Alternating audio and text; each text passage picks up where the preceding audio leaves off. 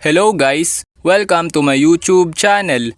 Ngayon ay tuturuan ko kayo kung paano mag-download ng WePlay sa Google Play Store. Una, pindutin lang ang ating Google Play Store.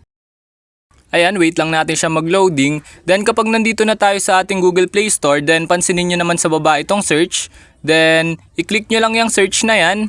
Ayan, sundan nyo lang ang ginagawa ko. Then mababasa nyo sa upper part yung search bar, which is eto siya. Then i-click nyo lang yan. Then ayan, kapag na-click nyo na, i-type nyo lang dito yung WePlay. Ayan, type lang natin dito yung WePlay. And then kapag na-type nyo na, then search.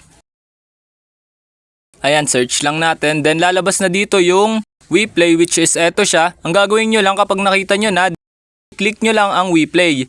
Ayan, i-click lang natin to. Then kapag na-click na natin, mapupunta na tayo dito. Then mababasa nyo naman dito yung install, which is eto siya. Then i-click nyo lang yung install. Then ayan, wait lang natin siya mag 100%. Ayan, wait lang natin siya mag-loading. Then kapag nag 100% na yan, ibig sabihin na download na natin ang ating WePlay dito sa Google Play Store.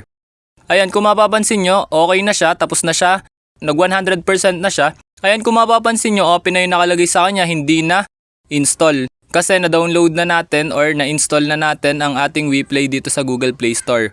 Ayun, ganun lang na mga dali mag-download ng WePlay dito sa Google Play Store. Ayun lang, thanks for watching. Subscribe me for more videos like this. Thank you!